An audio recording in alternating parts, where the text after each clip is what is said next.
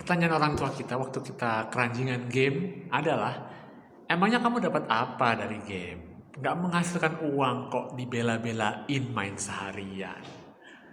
Walaupun ini benar, dan cuma sebagian kecil dari kita yang dapat uang asli dari kompetisi e-sport, tapi sebenarnya kita dapat sesuatu loh. Ada yang mau kita capai loh. Apa sih itu? Ini dia, episode 4 gamifikasi. Halo rekan-rekan guru, sudah mulai mengapresiasi seberapa banyak game sudah mengajarkan kita. Kita lanjut yuk dengan apa yang dikejar kita semua dalam bermain game. Yang kita capai sebenarnya adalah kepuasan atas keberhasilan.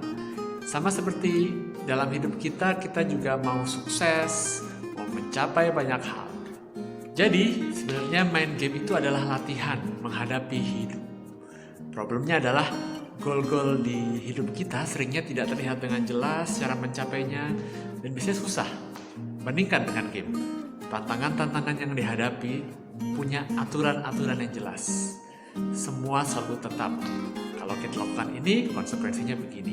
Pasti, jelas semua.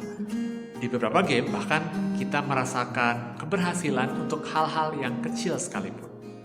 Contohnya, berhasil memulai game, Achievement Awards. Bisa mengalahkan satu penjahat, satu monster, Achievement Award. Berbanding terbaik dengan yang kita rasakan di hidup atau di kelas. Secara umum, kita tidak dapat hal-hal kecil itu. Tidak heran anak-anak memilih game sebagai pelarian, karena mereka mungkin merasa, lebih banyak dipuji oleh game nih, dibandingkan dipuji untuk hal-hal kecil dalam hidup mereka. Lalu apa yang bisa kita lakukan di kelas untuk meniru ini semua? Sebenarnya mungkin untuk yang satu ini kita sudah sering melakukannya tanpa sadar. Kita bisa memberikan poin untuk tiap hal yang anak-anak lakukan. Poin ini bisa dalam bentuk macam-macam. Angka, atau mungkin bintang. Biasanya kita menggunakan bintang untuk memberikan hadiah buat anak. Ketika anak-anak termotivasi untuk mengumpulkan poin atau bintang tersebut, mereka akan memberikan usaha lebih dalam di dalam kelas yang mereka ikuti tanpa disuruh. Bentuk lain hadiah yang tidak nyata ini adalah lencana atau badge, atau membuka penghargaan khusus atau bahasa gamenya unlocking achievement.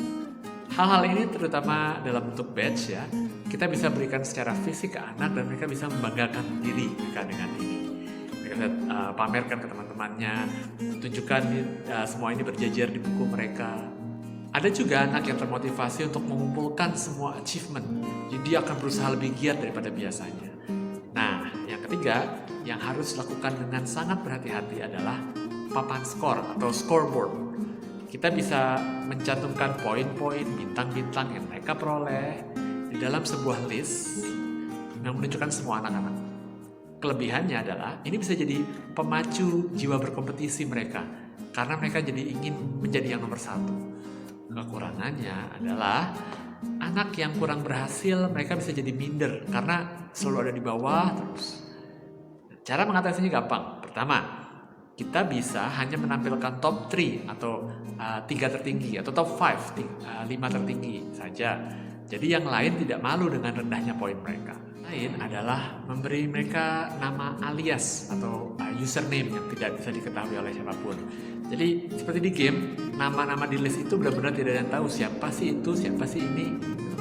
Itu adalah cara-cara mengapresiasi usaha anak di kelas.